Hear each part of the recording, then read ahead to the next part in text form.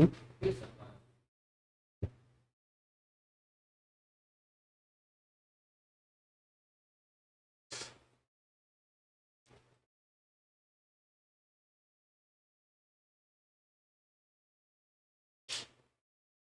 चलिए, बेटा कल वाली क्लास में हम लोगों ने पढ़ा था कि डीएनए का जो स्ट्रक्चर है या पॉलीन्यूक्लियोटाइड का एक स्ट्रक्चर हमने बनाया था, ठीक बेटा।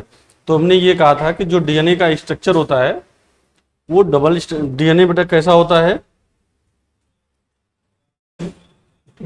डीएनए जो होगा, जो भी डीएनए का स्ट्रक्चर कैसा होता है, डबल स्टैंडर्ड होता है। एक वर्ड बेटा, अरे यार क्या चल रहा है ये, डीएनए का स्ट्रक्चर बेटा ये डबल स्टैंड होता है। दूसरा मैंने कहा था कि ये एंटी पैरेलल होते हैं। एंटी पैरेलल का मतलब बेटा अभी कुछ देर बाद फिर समझा देंगे हम। एंटी पैरेलल होता है, इनके बीच में बेटा हाइड्रोजन बॉन्ड होता है। यहां पर बैकबोन बनाता है शुगर और फास्फेट, शुगर और फास्फेट। और तीसरा बेटा ये आपको ये याद रखना है कि ये कंप्लीमेंट्री होते हैं। कंप्लीमेंट्री का मतलब है कि एक दूसरे के अपोजिट होते हैं, ठीक ना। फिर डीएनए का लेंथ कितना होगा, अभी कुछ देर बाद बेटा इसको हम समझाने चल रहे हैं। एक बार फिर से रिमाइंड कर देंगे। पहले अभी हम लोग क्या पढ़ने चल रहे हैं, यहां से चारगाफ का रूल। चारगाफ रूल बेटा यहां से आज की क्लास को स्टार्ट करते हैं।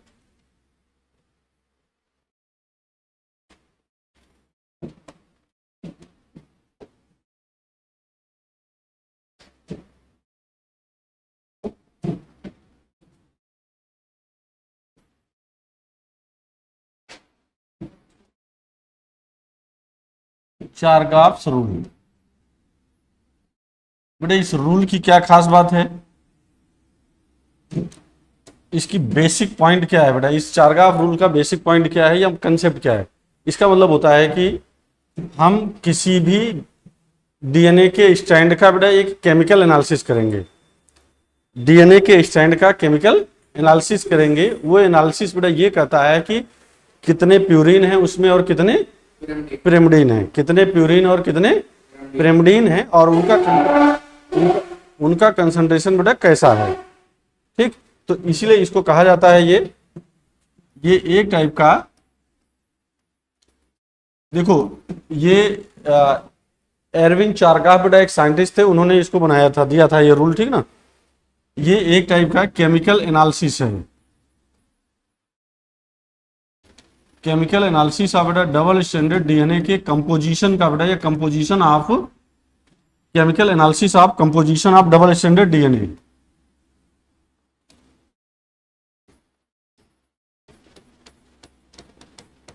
Composition of double standard DNA के केमिकल कंपोजिशन को बेटा ये उसकी एनालिसिस करते हैं, ठीक। जब हम इसकी एनालिसिस करते हैं तो कैसे एनालिसिस बेटा होगी ये आपको बताना है। तो इन्होंने केवल एक ही चीज बताया था कि जो बेटा मॉलिक्यूलर कंसंट्रेशन होता है ऑफ प्यूरिन इक्वल टू बेटा ये मॉलिक्यूलर कंसंट्रेशन ऑफ पिरिमिडीन।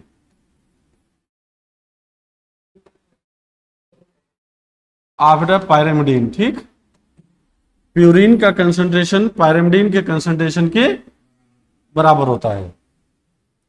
अब यहां पर कंसंट्रेशन के फॉर्म में कह सकते हो, या बेटा इसको हम लोग कह सकते हैं कि जैसे अमाउंट के फॉर्म में भी इसको बोल सकते हैं। तो amount of purine equal to बेटा अमाउंट ऑफ पायरिमिडीन, ठीक ना। ये बेटा ये छोटी सी बात है, बस इतना छोटी सी बात इन्होंने बताया था। अब इस एनालिसिस से कैसे क्या चीजें बेटा कैलकुलेट की जाती है, कहां पर, हाँ इसका जो इंप्लीमेंट है वो बहुत बड़ा सटीक है, बहुत इंपॉर्टेंट है। फिर से सुनिए। अब जैसे इसमें प्यूरिन कौन कौन होते हैं, प्यूरिन बेटा कौन कौन है, एडेनिन और ग्वानिन। तो बेटा ये जो होंगे हमारे पास, इन्होंने कहा कि जो एडेनिन और ग्वानिन होता है इसका कंसंट्रेशन बेटा साइटोसिन और थायमिन के बराबर होता है। सर आपने यहां यू क्यों नहीं लिखा, क्योंकि बेटा यहां मैंने क्या लिखा है, डीएनए लिखा है। तो यूरेसिल किस में होता है, आरएनए में। यूरेसिल किस में होता है, आरएनए में। यहां क्या होगा, डीएनए। डीएनए बेटा, डीएनए में क्या होगा, ये थायमीन होगा। अब देखो जैसे ए प्लस जी बाई बेटा सी प्लस टी लिख सकते हैं, इक्वल टू बेटा 1 लिख सकते हैं। 1 का मतलब क्या हो गया, कांस्टेंट है। तो आप ये कह सकते हैं कि ये जितने भी स्पीसीज है बेटा ये सब में लगभग सेम आएगा, ये वेरिएशन इसमें नहीं आएगा। कांस्टेंट फॉर ऑल स्पीसीज, बेटा सभी स्पीसीज के लिए ये बराबर होगा। क्या हम इसका अपोजिट लिख सकते हैं, क्या बेटा हम इसका अपोजिट लिख सकते हैं, लिखा जा सकता है। कैसे भाई, जैसे अगर मान लो बेटा कि ए और जी है, इसको उल्टा करके लिख लें, सी प्लस टी बाई क्या हो जाएगा, ए प्लस जी। ये भी कितना होगा, 1 ही होगा। यहां अभी कोई ऐसी प्रॉब्लम नहीं है, मतलब बेटा ये वैल्यू बराबर ही बराबर है सब। ठीक, अगर ये वैल्यू बराबर है तो हम लोग ये कर सकते हैं कांस्टेंट है ये। एनसीईआरटी बेटा लाए हैं, उस पर क्वेश्चन दिया गया होगा, उस क्वेश्चन को आप देखिए। पहले आप ये कुछ समझ पा रहे हैं केमिकल एनालिसिस। और हाँ, छोटा सा पॉइंट बेटा इसको नोट करके लिखना है, this rule applicable only for, या अप्लाई ओनली फॉर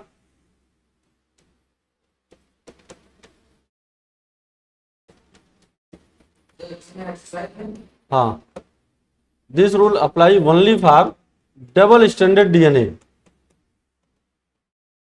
बेटा केवल और केवल किसके लिए होगा, डबल स्टैंडर्ड डीएनए के लिए होगा। ये कभी भी किसमें नहीं होगा, सिंगल स्टैंडर्ड डीएनए के लिए नहीं होगा, या सिंगल या डबल स्टैंडर्ड आरएनए के लिए नहीं होगा। बट नॉट, बेटा ध्यान से सुनिएगा लाल, ये बहुत अच्छा क्वेश्चन है।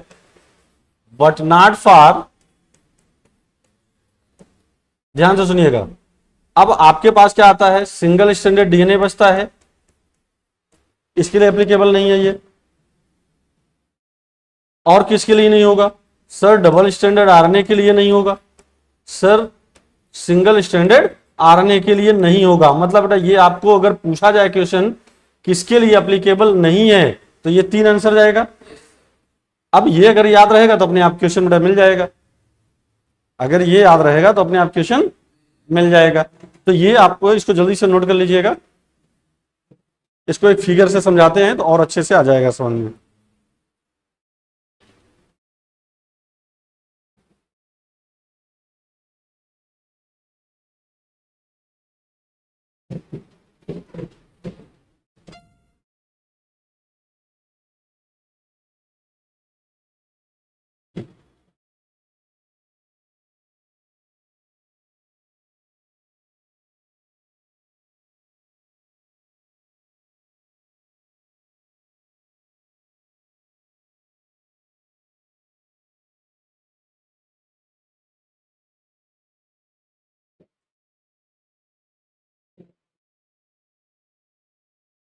इसको बुद्ध विलास को बुला दो तो वो लगा दे क्वेश्चन, इसमें लगना है। कल भेजा था उसको क्वेश्चन।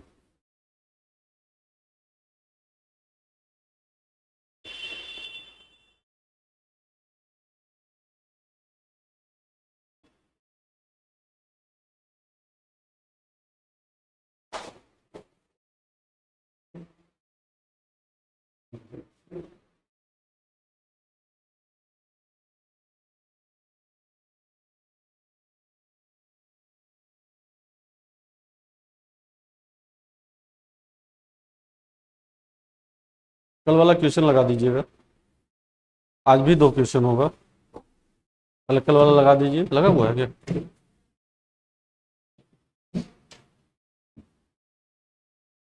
बस छोड़ दीजिए, अभी जाएगा नहीं वो, आ जाएगा।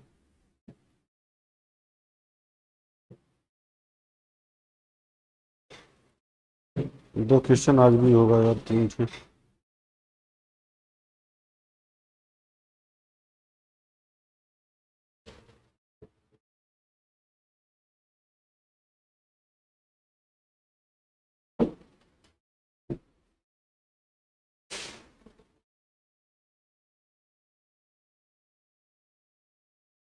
हाँ ये वाले थे। और कहाँ गया इसका पहला क्वेश्चन, कहाँ गया। चलिए अच्छा ठीक है, दिखाइए पूरा।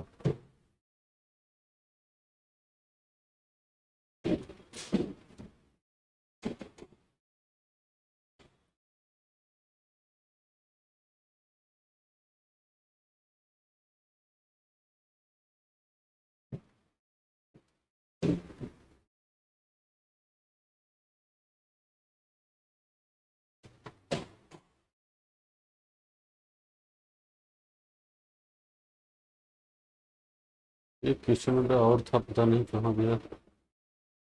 हाँ, वो कंसेप्ट सीख लिया था जो बताया अभी, मॉलिक्यूलर बेसिस वाला आ गया था, मतलब इसके बराबर उसका होता है, कंसंट्रेशन बेटा बराबर होता है ना। अब इस पर क्वेश्चन करा दें, अभी लिखे नहीं है तो बैक कहां से जाए भाई, यहां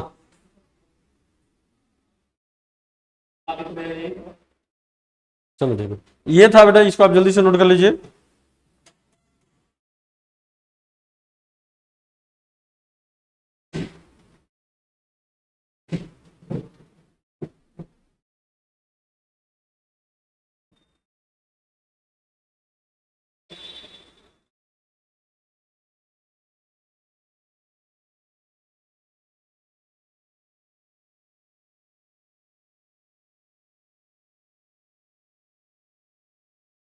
ठीक है, अब देख बेटा, पहले ये समझ लेते हैं, जैसे ये हमारे पास एक न्यूक्लियोटाइड है,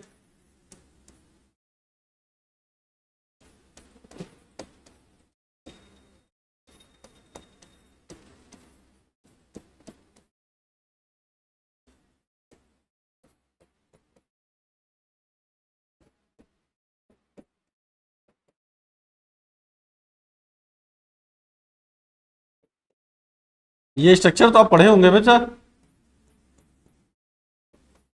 अब आप ये देखिए, कल तो ये स्ट्रक्चर पढ़ाया था, कल भी पढ़ाया था, परसों भी।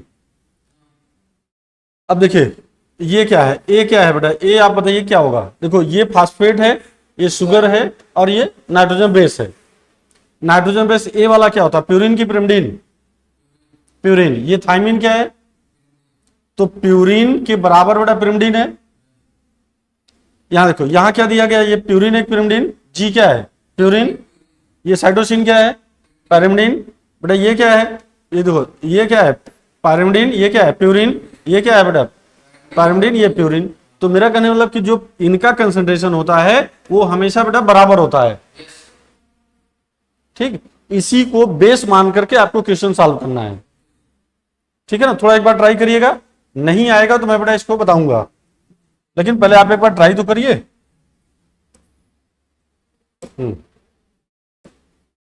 चलिए पढ़िए इसको और बताइए।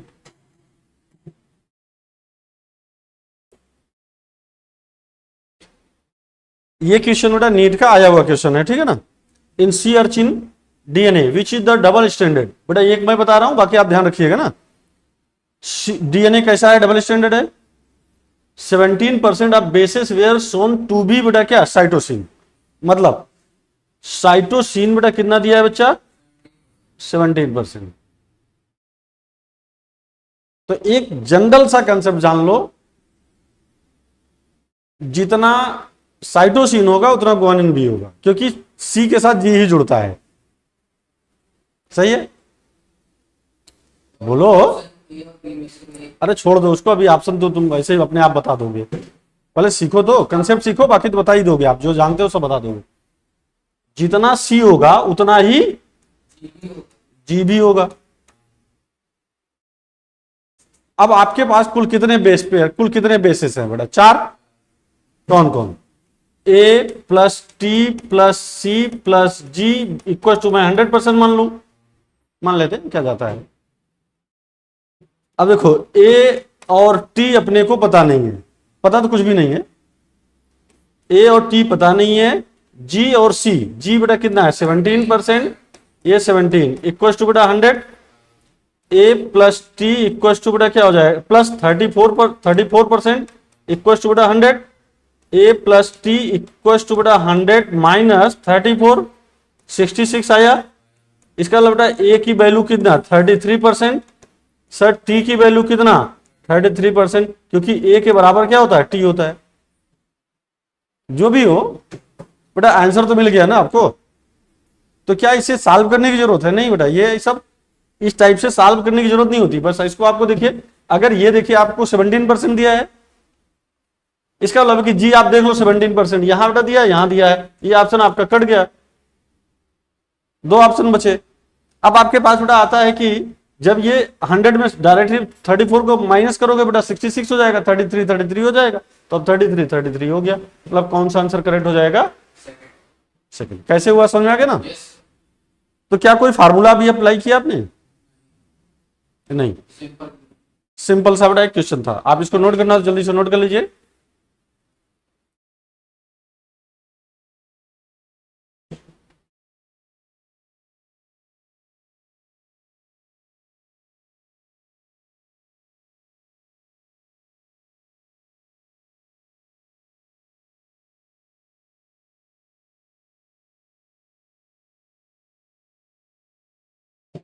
थोड़ा सा इधर घुमा दो इसको, फैन को इससे हल्का सा कर दो, ज्यादा नहीं लग रहा है ना आपको? ठीक है, तो चलो भाई,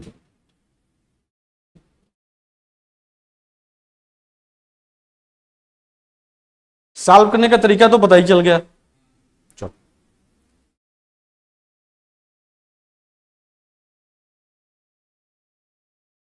देखो एक क्वेश्चन ऐसा दिया गया होगा आपके बुक में, दूसरा तीसरा नंबर क्वेश्चन कौन सा है?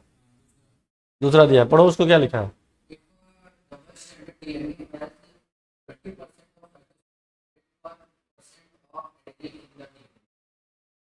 तो क्या नहीं कैलकुलेट कर सकते? अगर वही क्वेश्चन बेटा मुझे बताना हो, जैसे क्वेश्चन क्या दिया, बोलो साइटोसिन कितना परसेंट दिया है? अब जो आपके बेटा एनसीईआरटी का क्वेश्चन है ये 20% दिया हुआ लाल, एडमिन के बारे में पूछ रहा है। क्या आप बिना वैसे नहीं कैलकुलेट करके बता सकते हैं? जैसे जितना सी है उतना जी भी होगा, 40 हो गया, और ए और टी बेटा 30-30 हो गया।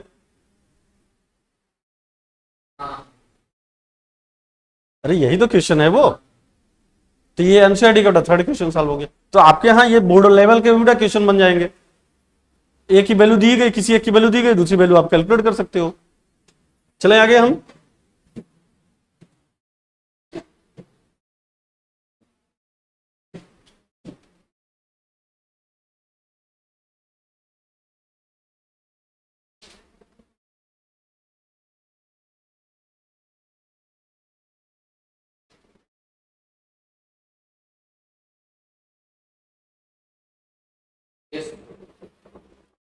बेटा नेक्स्ट क्वेश्चन देखिए। ये वाला क्वेश्चन थोड़ा सा टेक्निकल है, बेटा बताइएगा।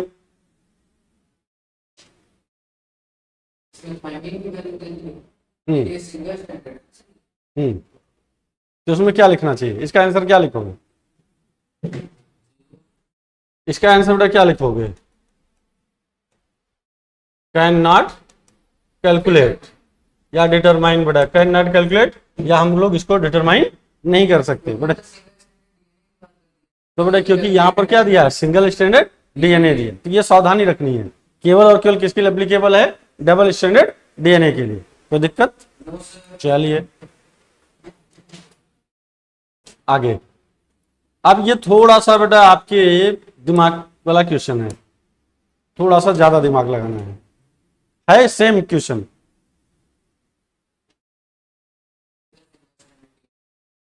नहीं, यहां बेटा डबल स्टैंडर्ड कर लो, ये गलत हो गया। ये डबल स्टैंडर्ड ये निकल लो।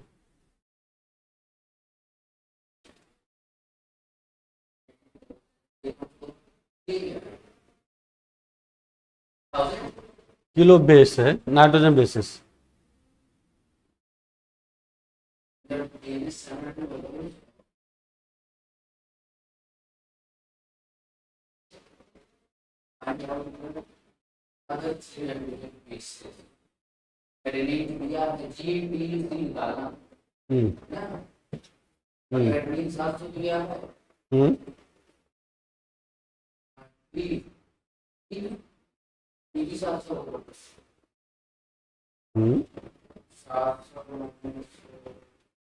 सौ नहीं इसमें होगा।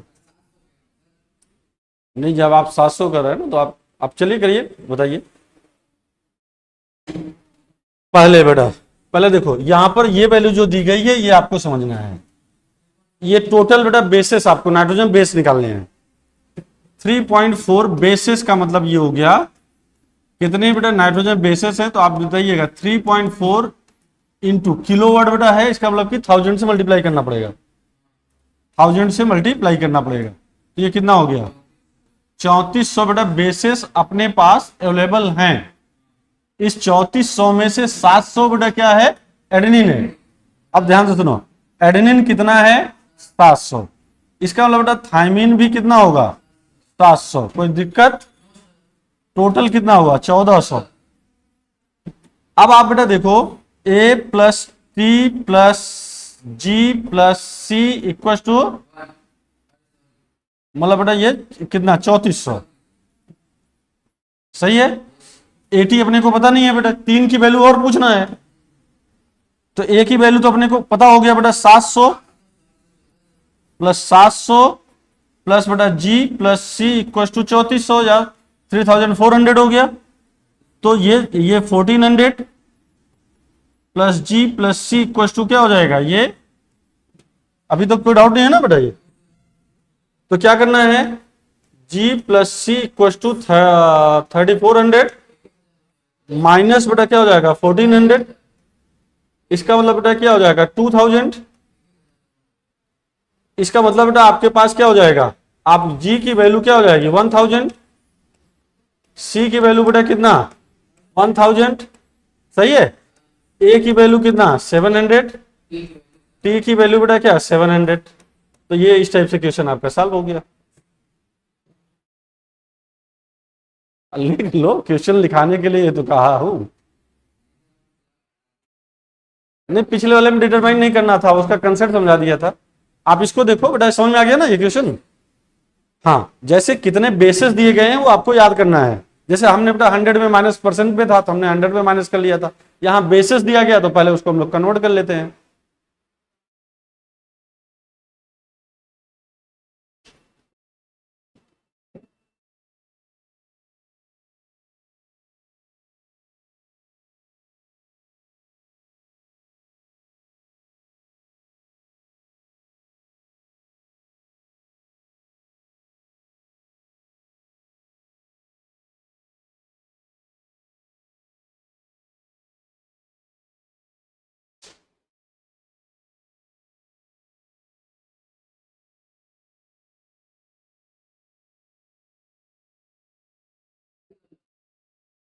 चलो, और लास्ट बड़ा क्वेश्चन।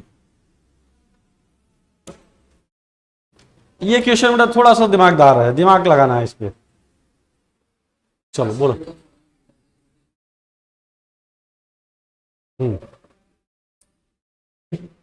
देखो, इस पे 4 वैरायटी के क्वेश्चन बेटा बनते हैं।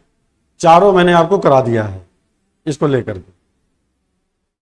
तो आप बताइए, कंसीडर द फॉलोइंग डेटा। ए बेटा 35 है, सी सब दिया गया है। इसमें ये पूछ रहा है कि इनमें से अगर ये दिया जाए तो ये डबल स्टैंडर्ड क्या होगा, मतलब डबल स्टैंडर्ड डीएनए होगा, डबल स्टैंडर्ड आरएनए होगा, सिंगल स्टैंडर्ड डीएनए होगा, सिंगल स्टैंडर्ड। हाँ, तो क्या हो सकता है, कुछ अंदाज लगाइए।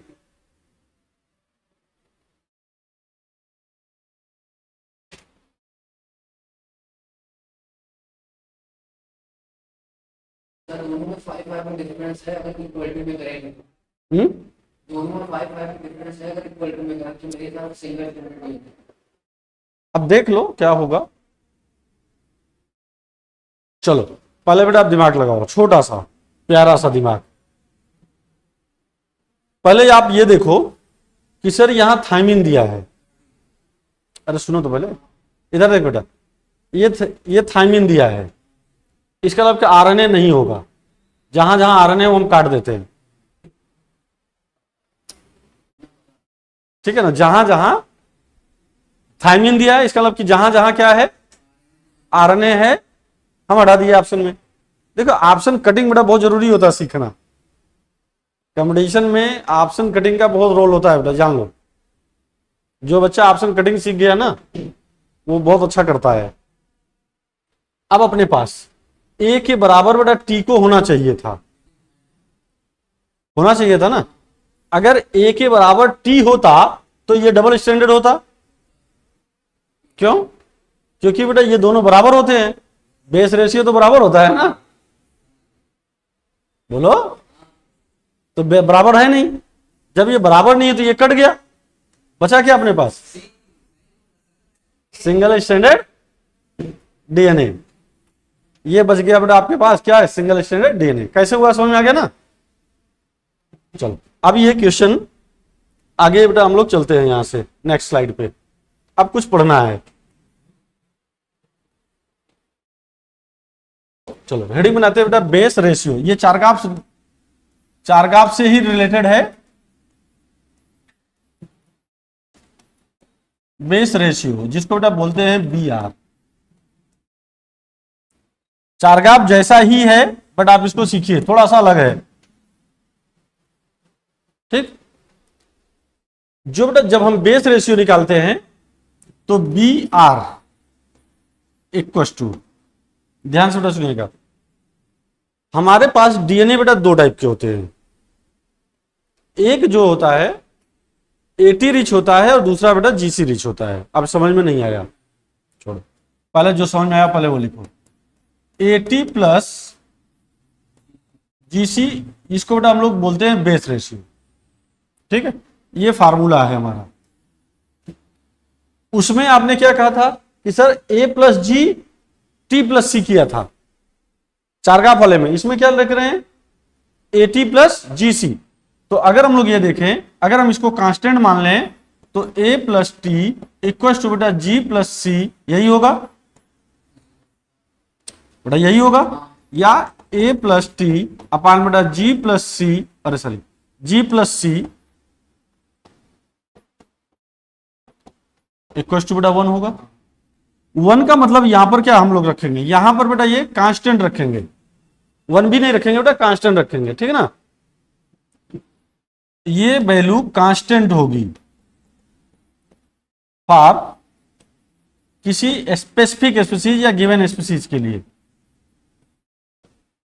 क्योंकि ये वर्ड बेटा आपको समझ में आया नहीं, G प्लस C क्या है, A प्लस T क्या है, हम इसी को बेस रेशियो बोलते हैं।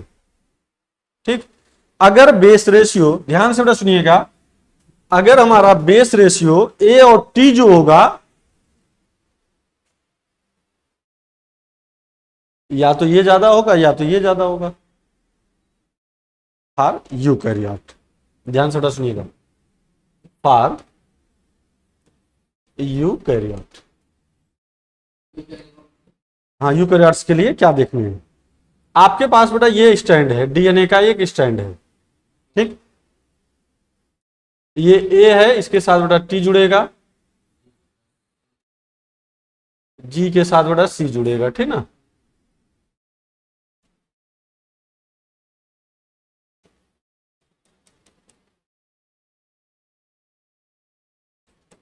शेप बना दिया मैंने। ये एक यूकैरियोट के ले लिया।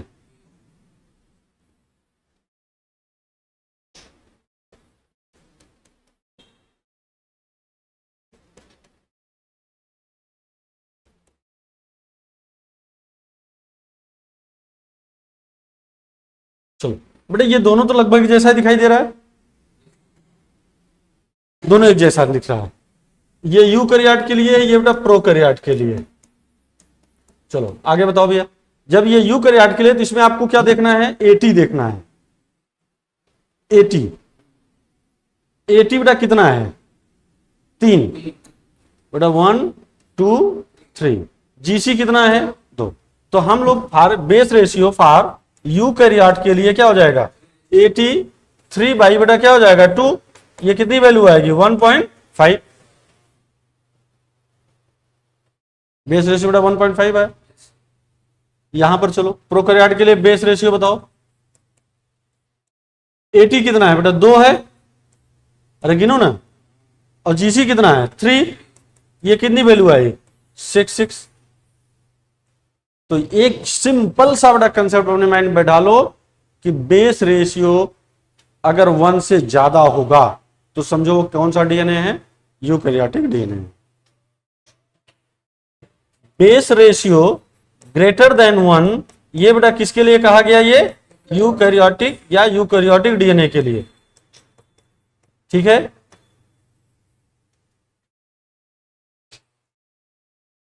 बेस रेशियो बेटा लेस देन 1 हो तो ये किसके लिए होगा, प्रोकैरियोटिक डीएनए के लिए बेटा ये होगा। तो क्या क्या कंसेप्ट क्लियर हुआ,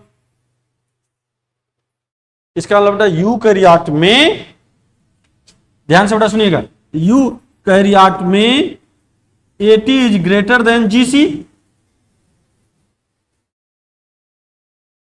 अरे बोलो ना बेटा, AT is greater than GC, हुआ कि नहीं हुआ, लेकिन प्रोकैरियोट में क्या हो जाएगा, जीसी इज ग्रेटर देन 80। तो जिसमें भी बेटा अगर 80 ग्रेटर होगा तो इसको कहते हैं 80 टाइप ऑफ डीएनए। क्या बोलेंगे बेटा, 80 टाइप ऑफ डीएनए। इसको क्या बोलोगे तुम, जीसी टाइप ऑफ डीएनए। तो अपने पास कितने टाइप का डीएनए दिखाई दिया सर, 2 टाइप। कौन कौन, 80 टाइप और जीसी टाइप। 80 टाइप किसमें, यूकैरियोट्स में, जीसी टाइप प्रोकैरियोट्स में। बेस रेशियो बेटा 1 से ज्यादा किसमें, यूकैरियोट्स में, और लेस देन 1 बेटा किसमें, प्रोकैरियोट्स में। अब एक एग्जांपल मुझे बताइए, जैसे हम मान लो बेटा कि ह्यूमन सेल मैंने ले लिया, ह्यूमन का लीवर सेल ले लिया, तो किसी भी ह्यूमन का लीवर सेल लोगे तो बेटा बेस रेशियो तो वही आएगा, वो वैल्यू कांस्टेंट आएगी। वो वैल्यू क्या होगी, कांस्टेंट होगी, वेरिएबल नहीं होगी। लेकिन दूसरी स्पीसीज ले ले, मान लीजिए कुत्ते का ले लिया, तो उसमें अलग हो जाएगा। इसीलिए बेटा मैंने लिखा कांस्टेंट फॉर गिवन स्पीसीज। जो स्पीसीज दी जाए उसके लिए वो वैल्यू कांस्टेंट होगी, दूसरे के लिए हो सकता है कि चेंज हो जाए। कोई डाउट यहां तक, तो इसको जल्दी से नोट कर लीजिए। तो पानी की व्यवस्था कर दीजिएगा।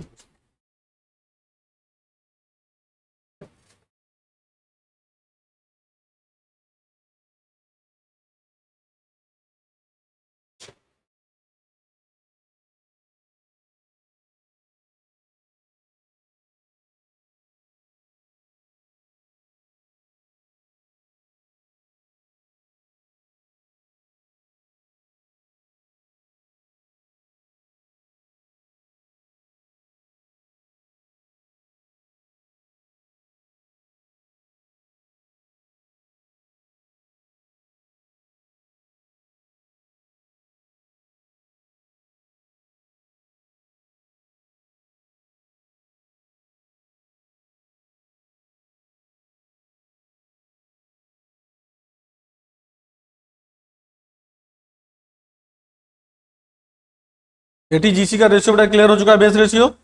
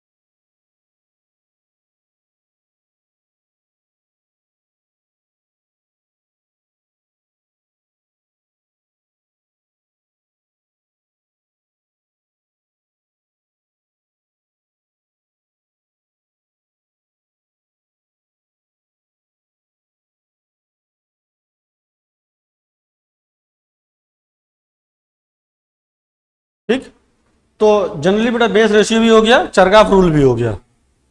अब अपने पास बेटा आता है कि कुछ डीएनए की प्रॉपर्टीज होती है बेटा।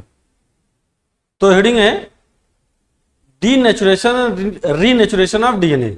डीनेचुरेशन एंड बेटा रीनेचुरेशन, मैं इसको बताता हूं अभी।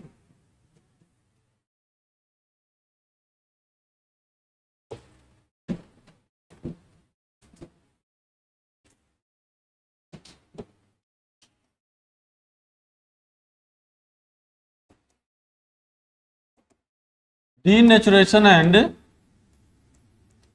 रीनेचुरेशन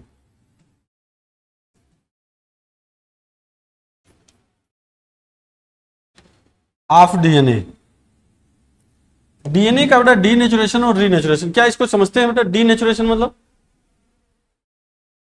डीनेचर हो जाए या रीनेचर हो जाए, इसका क्या मतलब है? डीनेचर रीनेचर, ध्यान से सुनो।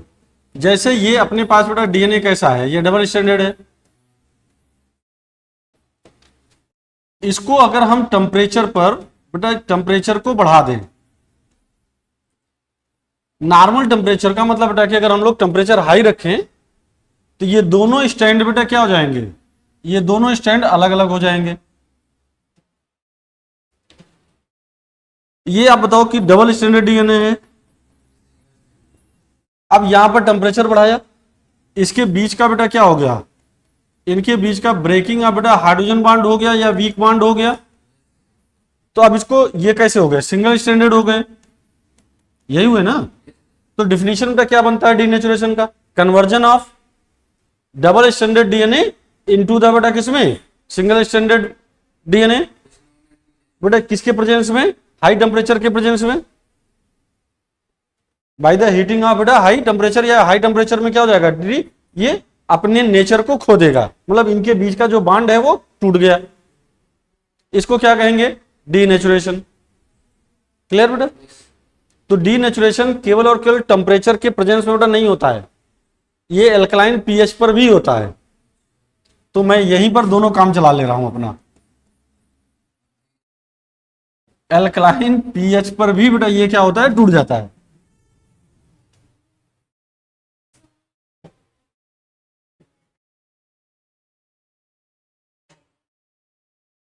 क्या बेटा जुड़ जाएंगे क्या,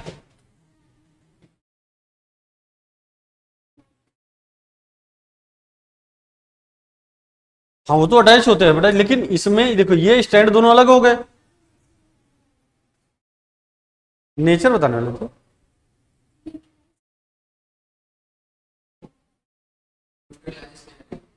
अच्छा न्यूट्रलाइजेशन का, एल्कलाइन वाला बेटा, हाँ तो ठीक है। जैसे बेस क्या होता है कि बेटे फास्फोरस के कारण, कल समझाया था मैंने इसको, फास्फोरस के कारण एसिडिक नेचर होता है और निगेटिवली चार्ज होता है, जबकि बेटा बेसिस जो होते हैं वो क्या प्रोवाइड कराते हैं, एसी बेसिसिटी प्रोवाइड कराते हैं, बेसिक नेचर के होते हैं। बट बेटा जो फास्फोरस होता है उसका कंसंट्रेशन कंपैरिजन टू क्या नाइट्रोजन बेसिस वो ज्यादा होता है।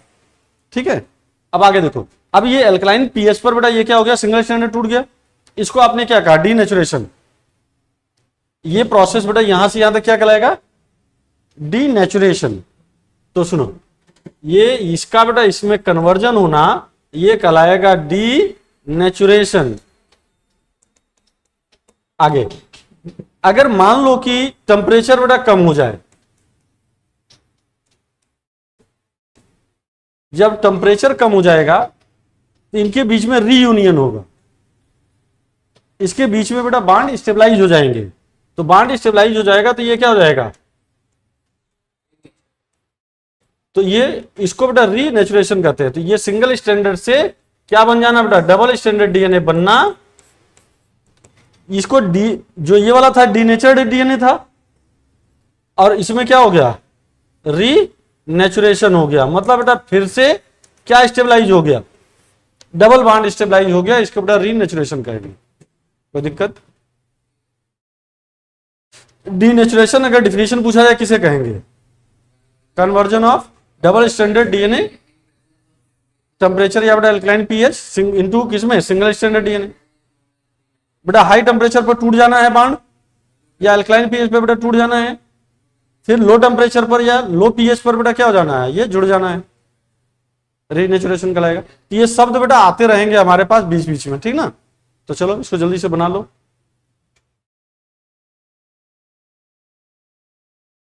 ये हम लोग के बीच बीच में बेटा टर्म्स आते रहेंगे।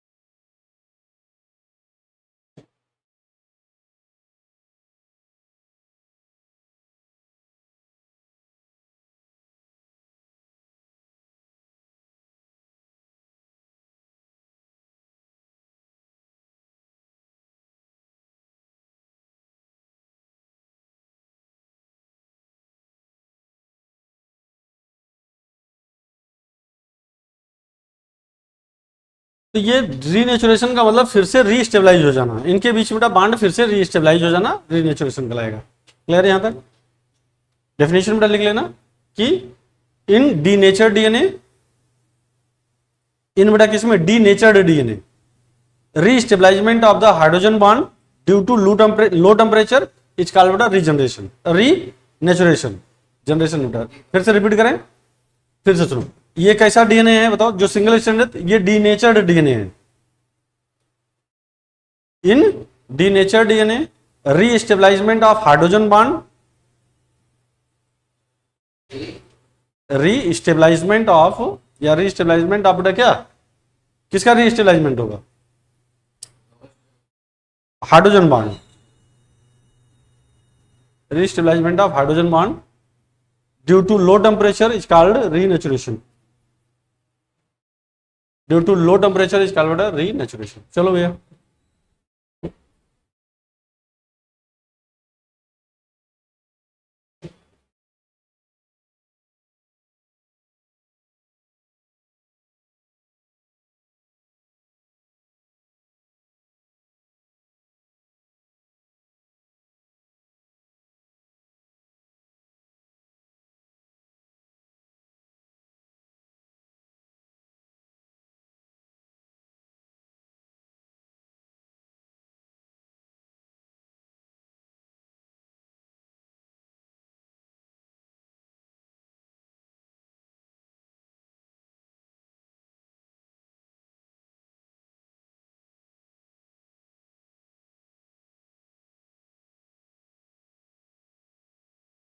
अब आपके पास बेटा हेडिंग है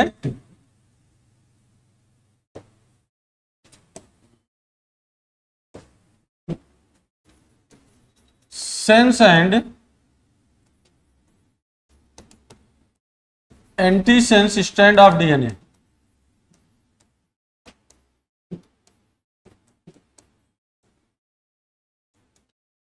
सेंस एंड बेटा anti sense strand of DNA, ये सब आगे दिया है बेटा, यहाँ नहीं दिया है, मतलब दिया है आगे दिया है, जहां पर ट्रांसक्रिप्शन ट्रांसलेशन दिया है।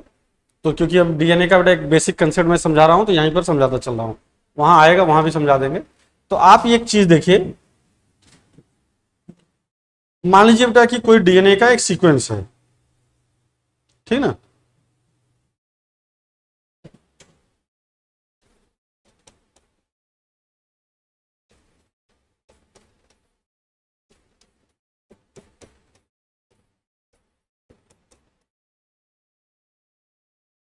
ये ऐसे एक सीक्वेंस है,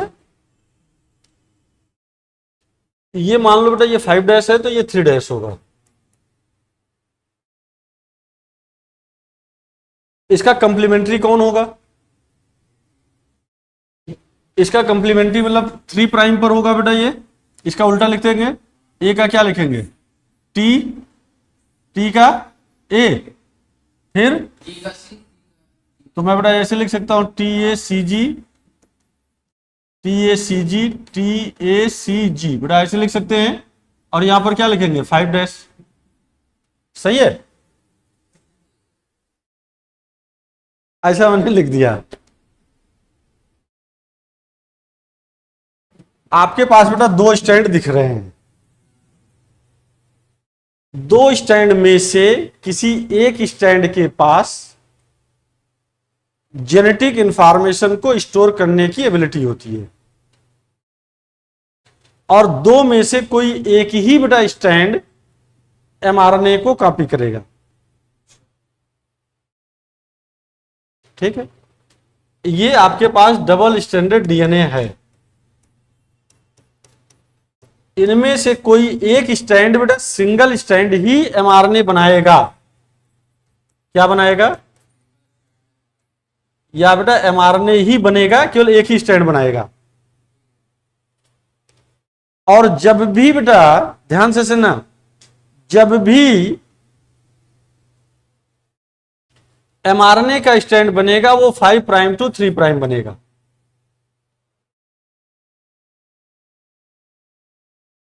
नया स्टैंड जब भी बेटा बनेगा वो हमेशा और हमेशा 5 टू 3 ही बनेगा, चाहे जहां बने। चाहे रेप्लिकेशन में बने, चाहे ट्रांसक्रिप्शन में बने, चाहे ट्रांसलेशन में बने, कुछ भी, केवल एक पॉइंट मेरा याद कर लो बस, नया स्टैंड जब भी बनेगा 5 to 3 ही बनेगा।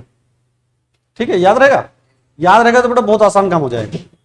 अब मुझे बताओ, इनमें से ये दो स्टैंड अपने पास हैं, इनमें से कौन से स्टैंड को हम लोग बेटा सेंस स्टैंड कहें, किसे एंटी सेंस कहें? बेटा ये तो समझ में आया नहीं हमें, सेंस और एंटी सेंस का मतलब ही समझ में नहीं आया। तो पहले देखो, ये जो स्टैंड होगा नीचे वाला बेटा, जो स्टैंड होगा इसको हम लोग बोलते हैं, इसको बेटा बोलते हैं टेम्पलेट। कौन सा स्टैंड? Template stand. सर ये वाला फिर क्या होगा? ऊपर वाला स्टैंड क्या होगा? बेटा ये नॉन टेम्पलेट स्टैंड होगा। क्या होगा? अब सर नया नया शब्द आप बता रहे हैं और एक का मीनिंग भी हमको आ नहीं रहा है। एक तो टेम्पलेट भी नहीं समझ में आया, दूसरा नॉन टेम्पलेट भी नहीं समझ में आया ना। अब देखो इसका मीनिंग समझो बेटा, यही स्टोरेज ऑफ जेनेटिक इंफॉर्मेशन करेगा, मतलब यही आगे चल करके एमआरएनए फॉर्मेशन करेगा। अरे बेटा समझ में आया? और जो एमआरएनए बनाता है बच्चा, उसको कहते हैं एंटीसेंस स्ट्रैंड। क्या बोलेंगे? Antisense strand. चलो, अपने पास कितने स्ट्रैंड थे? Sir 2 strand. कौन कौन? एक टेम्पलेट और दूसरा नॉन टेम्पलेट। टेम्पलेट ही वो स्टैंड है जिससे हम एमआरएनए बनाएंगे। सर टेम्पलेट ही क्यों? क्योंकि टेम्पलेट में क्या होगा? स्टोरेज ऑफ जेनेटिक इंफॉर्मेशन होगा, यही ट्रांसफर करेगा। और जो ट्रांसफर करेगा उसका नाम क्या है? Antisense strand. अब बेटा इसको बता दो तो क्या होगा? इसको तो सेंस स्टैंड कह सकते हैं कि नहीं? कहेंगे कि नहीं कहेंगे? कहेंगे ना। अभी एक नाम और है बेटा, कोई सेंस नहीं है फिर भी सेंस है। आप बताओ, 2 स्टैंड में से काम ये कर रहा है, भाई साहब सेंस बना पड़ा है। जिसके पास सेंस है वो एंटी सेंस है, यही ना। जो सेंस है उसके पास कोई सेंस नहीं है, मतलब वो कभी पार्टिसिपेट नहीं कर रहा है किसके बनाने में? एमआरएनए के में।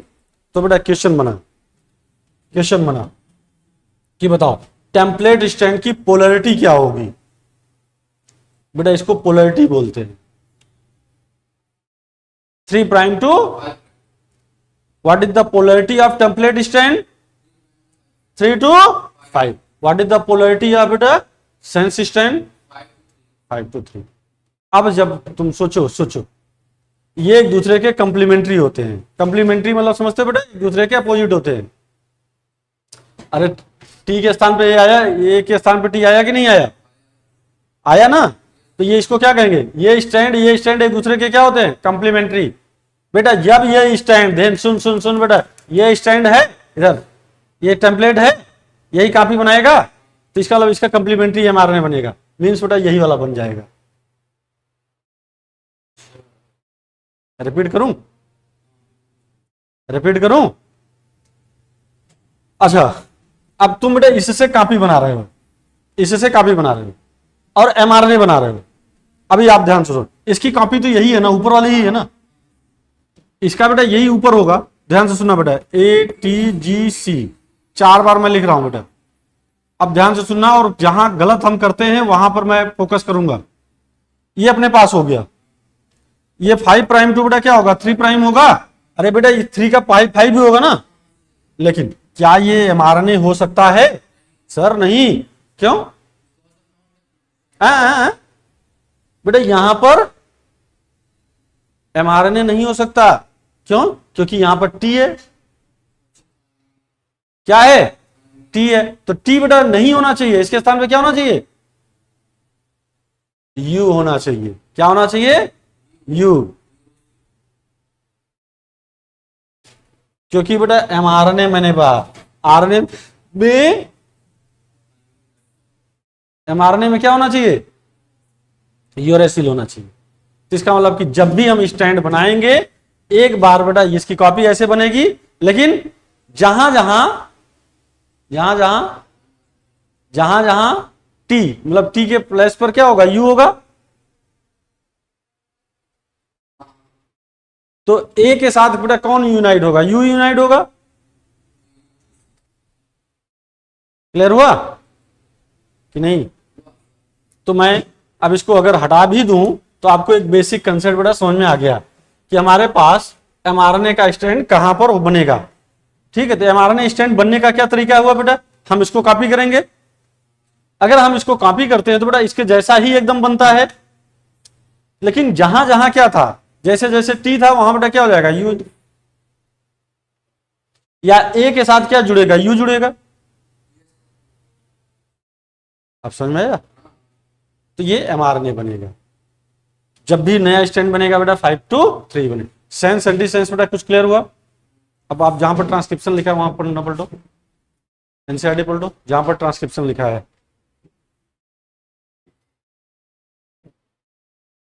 और आगे, पीछे पीछे पीछे, जल्दी जल्दी करो, और पीछे, बस नहीं, ये तो और पीछे हो, इसी के बीच में होगा कहीं, और आगे जाओ, एक पेज और पलटो। इसमें देखो ये 5 to 3 कुछ करके लिखा है, सेंस स्टैंड, कोडिंग स्टैंड, ऐसा कुछ लिखा है। अरे जो फिगर बना है, फिगर जो बना है, कोडिंग नॉन कोडिंग लिखा है? कोडिंग लिखा है? कौन सा है? 5 to 3, कोडिंग 5 to 3 कौन है बेटा? ये है। इसके अलावा ये कोडिंग स्टैंड होगा। और 3 to 5 वाले को देखो, टेम्पलेट लिखा है कहीं? लिखा है टेम्पलेट ना? तो पोलैरिटी बेटा, टेम्पलेट स्टैंड की पोलैरिटी हमेशा याद रखना 3 to 5, और इसकी 5 to 3, याद रहेगा बेटा। इसको कोडिंग भी कहेंगे। क्या कहेंगे? Coding stand. बेटा कोई कोडिंग नहीं करता है लाल, कोई कोडिंग नहीं करता, फिर भी कोडिंग है। अरे कोडिंग का काम ये कर रहा है ना, ये तो कोडिंग किया ही नहीं। अब तो याद रहेगा सेंस एंटीसेंस, बड़ा जल्दी से उसको छाप लीजिए। सेंस एंटीसेंस स्टैंड, ये सब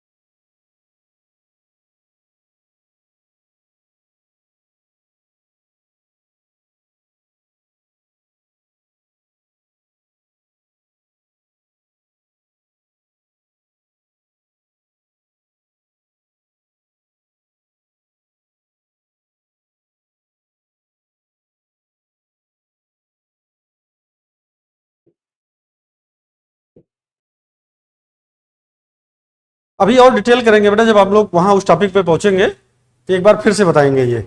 अगर एक बार यहाँ सीखे रहेंगे तो वहां पर और आसान हो जाएगा। अरे जब पूछेंगे भाई टेम्पलेट क्या है, नॉन टेम्पलेट, कम से कम सुने तो रहेंगे, फिर आसानी होगी बताने में। नहीं तो वहां फिर भी मुंह फैलाए रहते, पता नहीं क्या बता रहे हैं सर, क्या पढ़ा रहे हैं।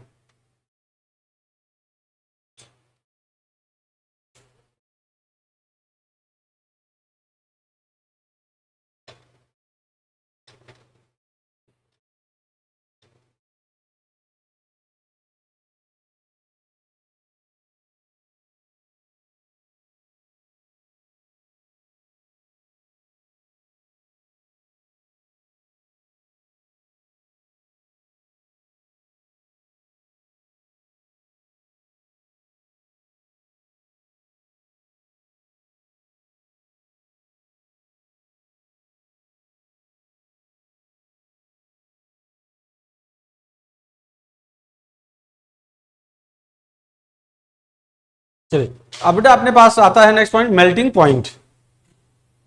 चलिए हेडिंग बनाते हैं बेटा, मेल्टिंग पॉइंट है इसको।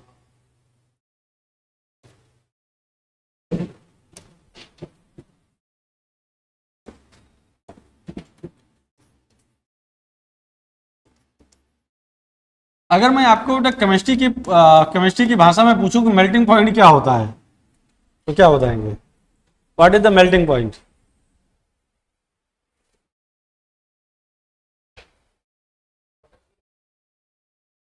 वाटर की 100 डिग्री सेल्सियस होती है मेल्टिंग पॉइंट?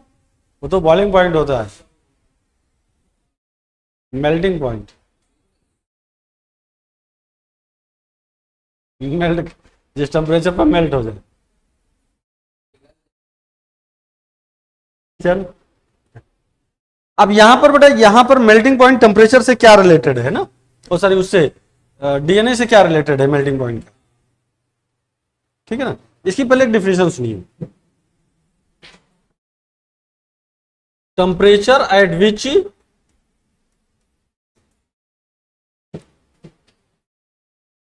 50% डीएनए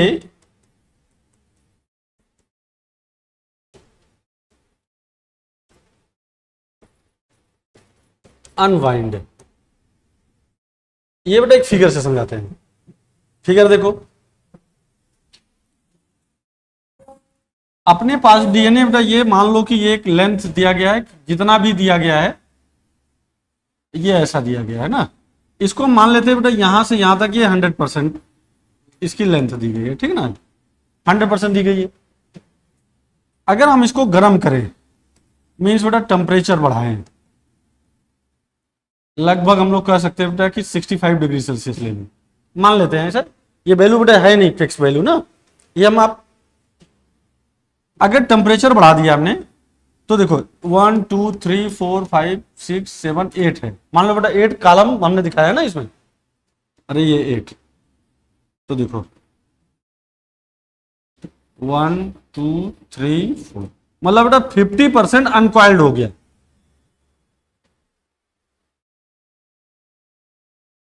अगर मान लो बेटा कि अगर हम टेम्परेचर और बढ़ा दें,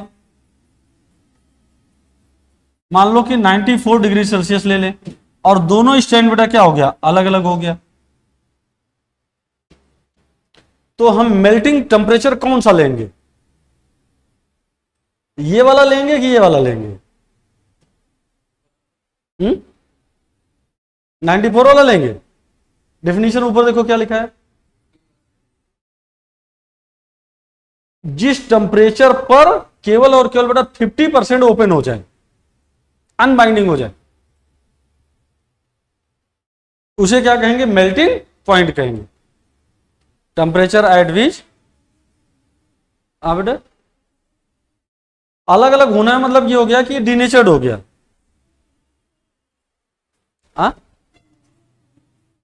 नहीं, हम डीनेचर्ड नहीं कर रहे थे हम बेटा, तो क्वेश्चन आपको समझा रहे थे। हमारा क्वेश्चन ये था कि हम इस टेम्परेचर को मेल्टिंग कहेंगे कि इस टेम्परेचर को मेल्टिंग कहेंगे।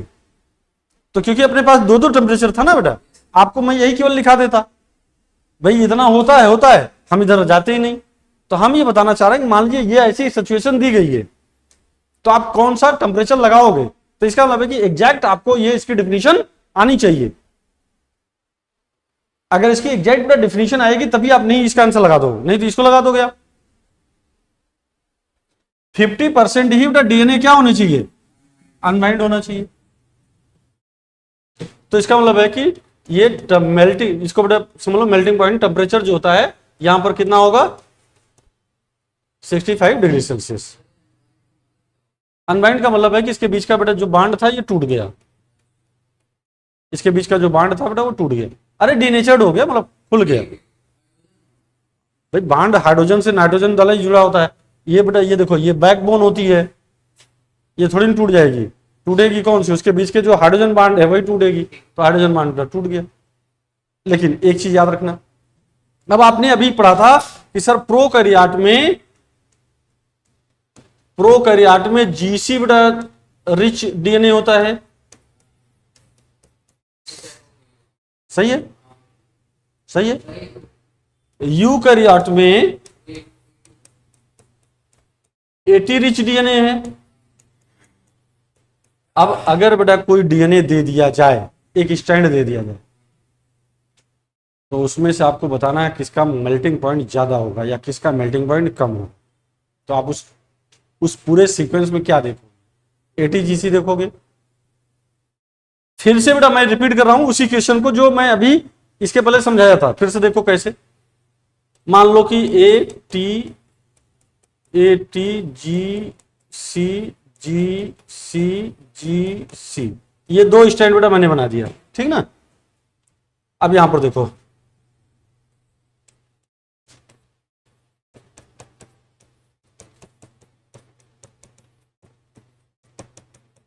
ये अब बताओ इनमें से किसका बेटा मेल्टिंग पॉइंट ज्यादा होगा और किसका मेल्टिंग पॉइंट कम होगा। तो हम क्या देखेंगे, क्या देखें हम, पहले बताओ इनमें प्रोकैरियोट कौन है, यूकैरियोट कौन है। इसका मतलब बेटा कि इसमें 80, इसमें जीसी ज्यादा है, कितना है 1 2 3, इसमें कितना है 1 2, इसमें 1 2 बेटा ये जीसी है 1 2 3 80 है। तो ये वाला क्या है, ये यूकैरियोट है, ये प्रोकैरियोट है। जीसी किसमें ज्यादा है, प्रोकैरियोट में। तो जहां बेटा जीसी ज्यादा होता है, जी और सी के बीच में हमेशा याद रखना बेटा ट्रिपल हाइड्रोजन बॉन्ड है, 3 हाइड्रोजन बॉन्ड है। 3 हाइड्रोजन बॉन्ड को तोड़ने के लिए ज्यादा टेम्परेचर की जरूरत पड़ेगी। इसका मतलब बेटा मेल्टिंग पॉइंट किसका ज्यादा होगा, जीसी वाले का, मतलब प्रोकैरियोट का। अगर बेटा कोई प्रोकैरियोटिक डीएनए है, इसका मेल्टिंग पॉइंट बेटा क्या होगा, ज्यादा होगा। बताओ मुझे समझ में आया ये, इसका मेल्टिंग पॉइंट बेटा क्या होगा, कम होगा। तो किसका मेल्टिंग पॉइंट ज्यादा होना चाहिए, जीसी का। मतलब आपको क्या देखना है, मेल्टिंग पॉइंट में क्या देखना है, मतलब कि एटीजीसी का रेशियो देखना है, ठीक। तो हम ऐसे बेटा कह सकते हैं कि melting point of GC is greater than melting point of eighty. ऐसे या नो बेटा। बेटा ये देखो कितना बढ़िया कंसेप्ट मैंने आपको सिखा दिया, जल्दी से इसको नोट कर लीजिए। ये देखो यार, इनसे बात कर लो यार।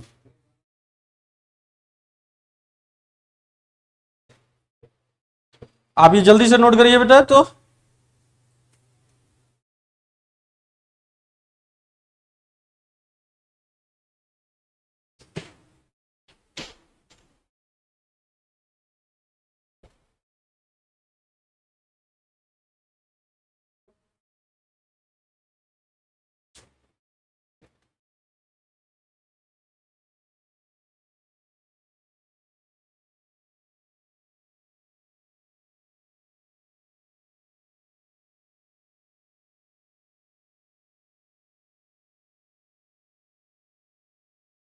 अभी तो कोई डाउट नहीं है ना, तो मेल्टिंग पॉइंट बेटा क्लियर रहेगा ना। अब बस इतना याद रखना है 50% डीएनए ही बेटा अनकॉइल्ड हो।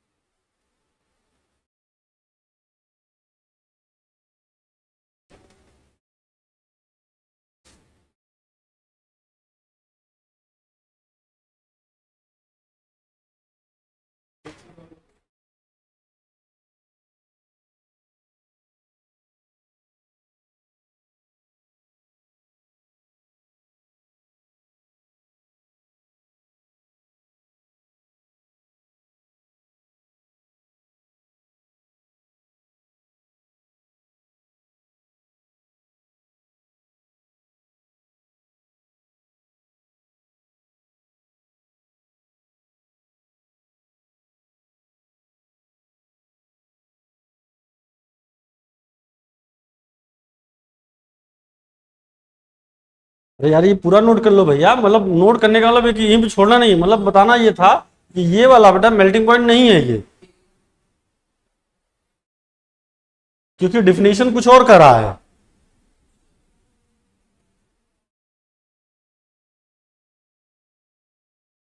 किसी कंसेप्ट को समझने के लिए बेटा पूरी चीजें समझनी पड़ेगी ना, बाद में यहीं पर छोड़ देंगे। आप इतना नोट कर लिए, फिर अगर ये टेम्परेचर आ गया तो आपको लगा कि पता नहीं क्या बता दिया।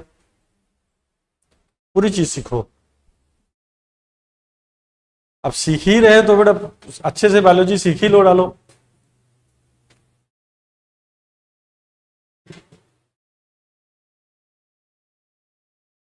जब सीख ही रहे हो तो अच्छे से बायोलॉजी सीख डालो।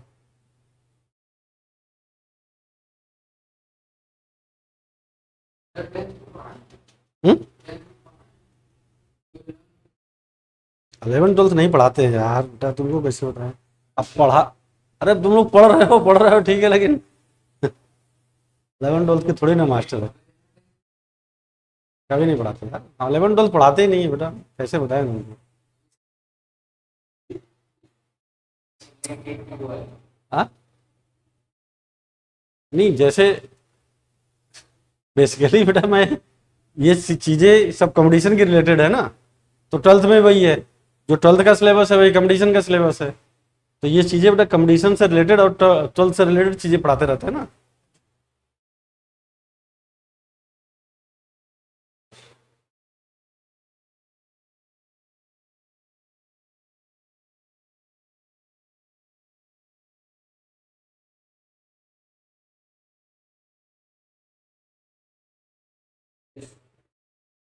ऐसा थोड़ी ना रहा है बेटा कि जैसे आज पढ़ा रहे हैं तो अभी जो क्या बोलते हैं उसको, जैसे लाइव जाते थे तो लाइव जाते थे बेटा कि तो 20 20 हजार बच्चे एक साथ जुड़ते थे। अब आज जमाना है कि कोई नहीं जुड़ता है ये एक अलग बात है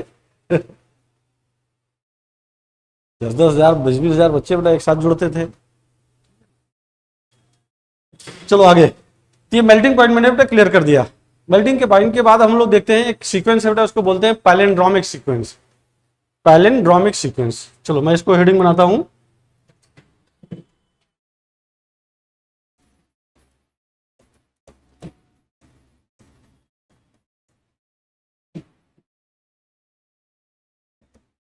पैलिंड्रोमिक सीक्वेंस,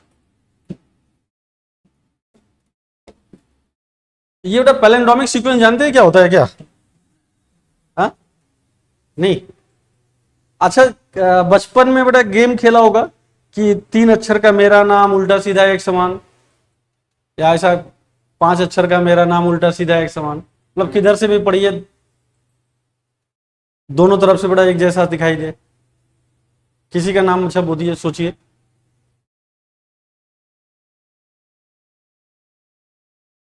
3 अक्षर का, 5 अक्षर का, मतलब जो भी हो।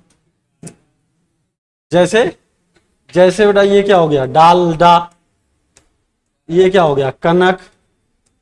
पढ़ो दोनों तरफ से, कनक, डाल डा, डाल डा, सही है। दोनों तरफ से, चाहे इस तरफ से पढ़िए चाहे इस तरफ से। मलयालम, नितिन, पढ़ो NITIN, अरोरा, पढ़ो ARORA, अरोरा, मलयालम। ये सब क्या है बेटा, इस सब का मतलब होता है कि चाहे हम इधर से पढ़ें चाहे इधर से पढ़ें, सीक्वेंस बेटा क्या होता है, सेम आता है। Sequence of nucleotide same from बेटा बोथ साइड, ठीक है ना। तो आप इसको पहले डेफिनेशन लिख लीजिए।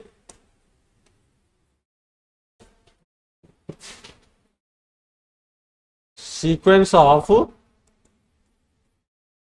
न्यूक्लियोटाइड्स फ्रॉम बोथ साइड्स, बेटा दोनों साइड से क्या होना, पैलिंड्रोमिक। इसका एक सीक्वेंस बेटा, एक एग्जांपल बताते हैं तो आपको ज्यादा क्लियर होगा। एक एग्जांपल से क्लियर करें तो बेहतरीन क्लियर होगा ना। जैसे ये 5 प्राइम पर है, GAATTC, और ये क्या हो जाएगा 3 प्राइम, सही है बेटा। इसका उल्टा बोलो, CTTAAG, सही है, 5 प्राइम।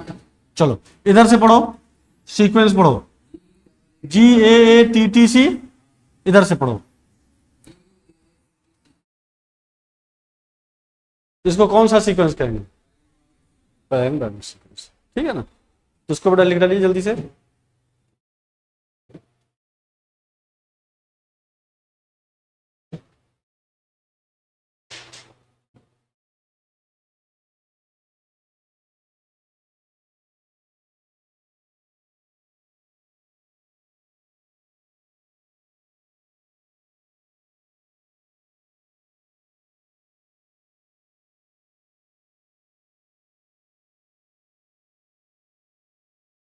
ये सब बेटा याद रखिएगा, बायोटेक में ये सब यूज करेंगे हम, अभी आता रहेगा, ये सब चैप्टर पढ़ाते रहेंगे, आगे आगे हम लोग यूज करते रहेंगे।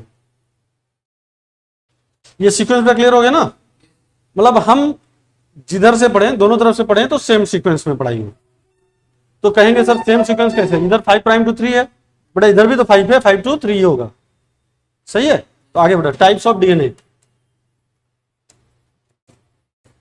टाइप्स ऑफ बेटा डीएनए, चलो हेडिंग बनाइए जल्दी से, थोड़ा सा बेटा करें, नहीं तो अभी क्लास ऑफ करनी पड़ जाती है ना। टाइप्स ऑफ डीएनए, तो देखिए डीएनए के 2 टाइप बेटा हो सकते हैं, या तो सिंगल स्ट्रैंडेड डीएनए होगा या तो डबल स्ट्रैंडेड डीएनए, ठीक है। तो आप बेटा यहां लिखेंगे सिंगल स्ट्रैंडेड डीएनए और यहां लिखेंगे sir double stranded DNA. Single stranded DNA का कोई एग्जांपल,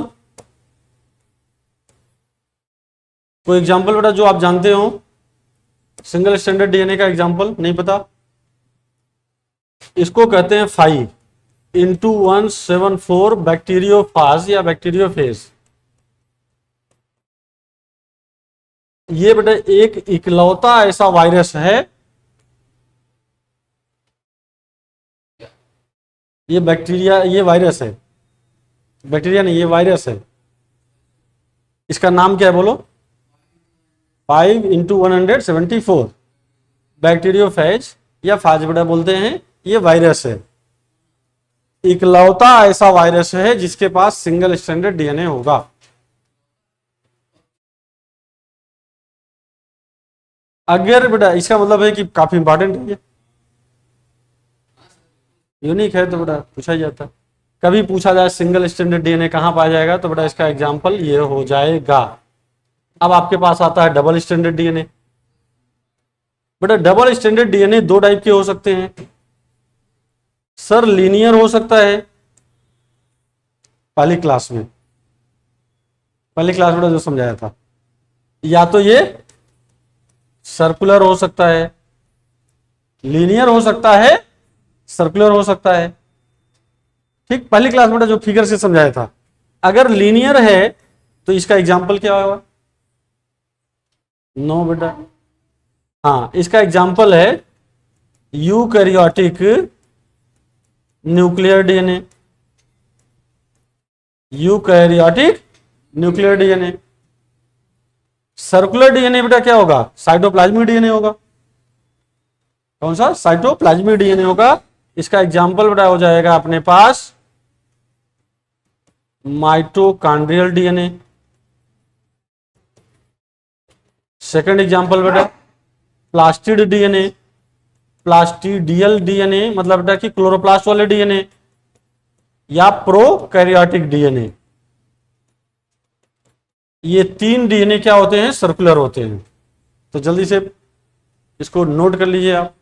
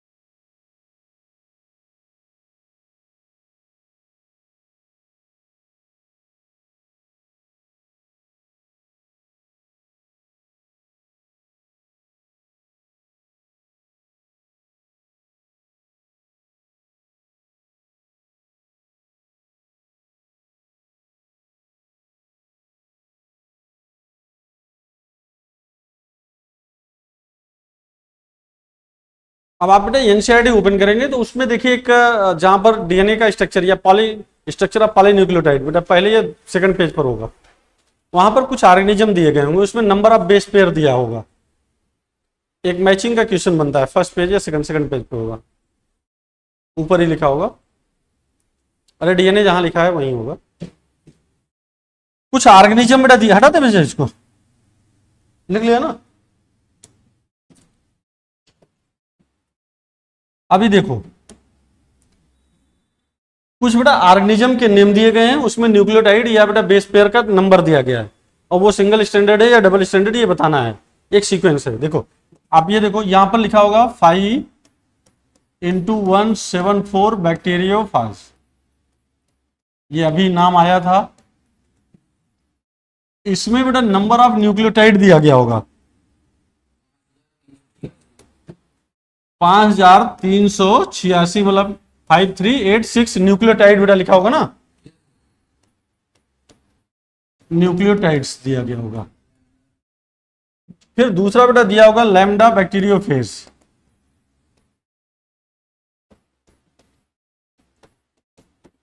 ये दोनों वायरस है बच्चा। इसमें कितना दिया है 48502, यहां पर बेटा बेस पेयर लिखा है। फिर लिखा होगा ई कोलाई, एसर्सिया कोलाई, ये बेटा बैक्टीरिया होता है।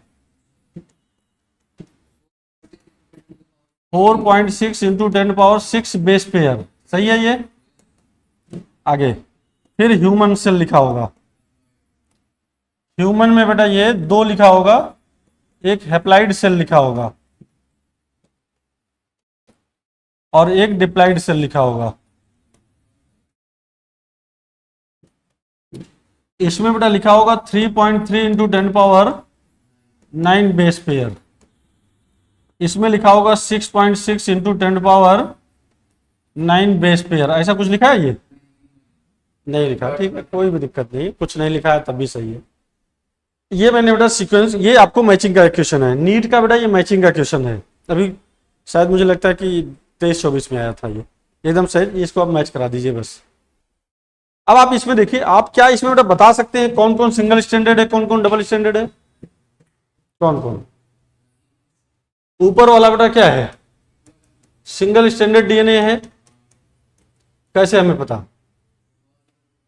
क्योंकि हमने लिखाया अभी नहीं, ऐसा नहीं है।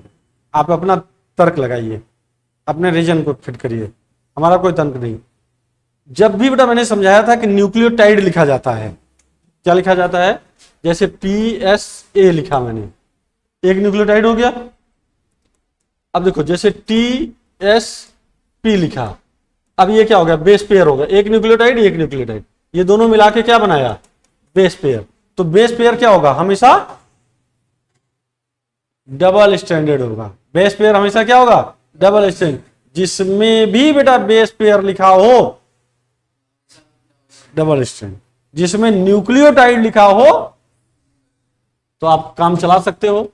बताओ डबल स्टैंडर्ड डीएनए, या मैं बेटा ये ऐसे लिख देता हूं, सब में क्या होगा, डबल स्टैंडर्ड। अरे यार बेटा सब में क्या होगा, डबल स्टैंडर्ड डीएनए ही होगा ना।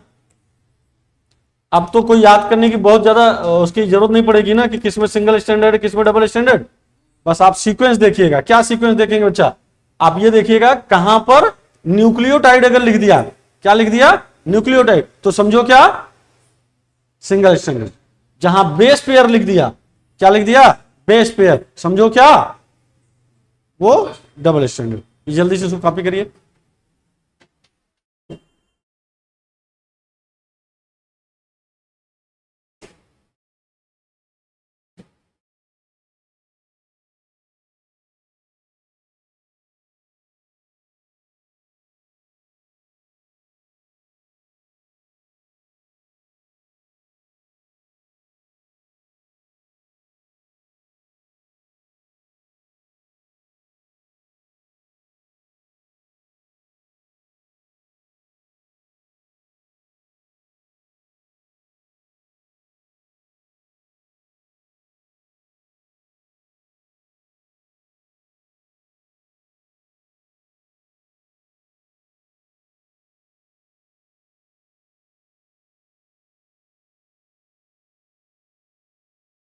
क्या हो गया,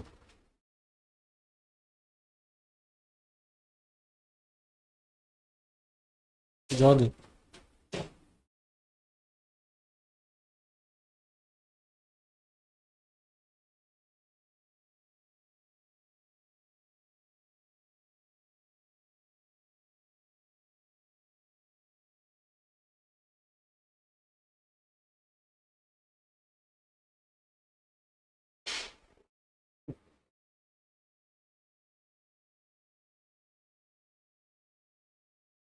ठीक बेटा, ये आज हम लोग इतना ही पढ़ेंगे। इसके बाद इसमें हम लोग पढ़ना है क्या, कॉन्फ़िगरेशन ऑफ बेटा डीएनए पढ़ना है, फिर पैकेजिंग ऑफ डीएनए। तो 2 चीजें बेटा बची है। देखो कॉन्फ़िगरेशन जनरली मैं दूसरे वाले लेक्चर में समझा चुका था, बट बेटा कॉन्फ़िगरेशन एक बार बता करके जिससे आपको आगे न्यूमेरिक सॉल्व करने में आसानी रहे। चलो, थैंक यू। ओके बेटा।